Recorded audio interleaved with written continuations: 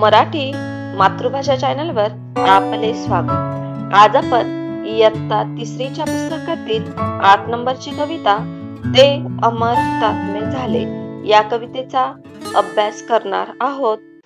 आधी आपण ही कविता वाचून घेऊया।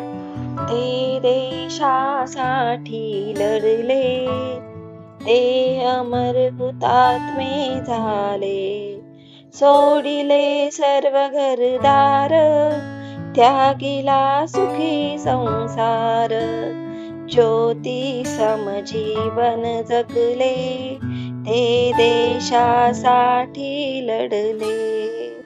तो तुरुंग ते उपवास, सोसला किती वनवास, कुणी फासावरती चढले, ते देशासाठी लढले, ते अमर हुतात्मे झाले।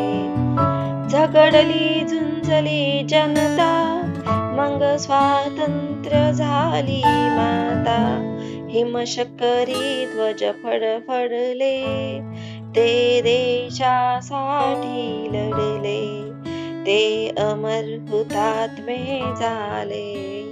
हा राष्ट्रध्वज साक्षीला, करू आपण वंदन याला, जय गीत गाऊया आपुले, ते देशासाठी लढले, ते अमर हुतात्मे झाले। तर मुलांनो, अतिशय सुंदर अशी ही देशभक्तीवर आधारित कविता आहे। या कवितेचे कवी आहेत वि. म. कुलकर्णी। या कवितेमध्ये कवीने अतिशय सुंदर पद्धतीने आपला देश स्वतंत्र करण्यासाठी क्रांतिकारक जे आहेत त्यांनी जे बलिदान दिलं, त्यांच्या बलिदानाचे वर्णन या कवितेत कवीने केलेले आहे। आपल्या देशावर बऱ्याच वर्ष इंग्रजांचे राज्य होते आणि इंग्रजांच्या तावडीतून आपल्या देशाला स्वतंत्र करण्यासाठी आपल्या जवानांनी, आपल्या क्रांतिकारकांनी जे बलिदान दिले त्याचे वर्णन कवीने या कवितेत केलेलं आहे। कवी म्हणतात, ते देशासाठी लढले, ते अमर हुतात्मे झाले। अमर, अमर म्हणजे कधीही न मरणारे, ठीक आहे। हुतात्मे, हुतात्मे म्हणजे क्रांतिकारक जवान, आणि ते देशासाठी लढले, ज्यांनी देशाच्या स्वातंत्र्य मिळवण्यासाठी लढले, जे देशाला स्वातंत्र्य करण्यासाठी लढले, ते कोण झाले? अमर हुतात्मे झाले। त्यांनी काय केलेलं आहे? सोडिले सर्व घरदार, त्यागिला सुखी संसार, ज्योती सम जीवन जगले, ते देशासाठी लढले। जे क्रांतिकारक आहेत, जे आपल्या देशाचे जवान आहेत, ते देशासाठी लढले। त्यांनी एक ज्योती सम असे जीवन जगले आहे, ज्योती सम जीवन जगले आहे। ज्योती जसं अंधारामध्ये दुसऱ्यांना प्रकाश देते, तसं प्रकाश देण्याचं काम हे अमर हुतात्मे आपल्या क्रांतिकारक यांनी केलेलं आहे।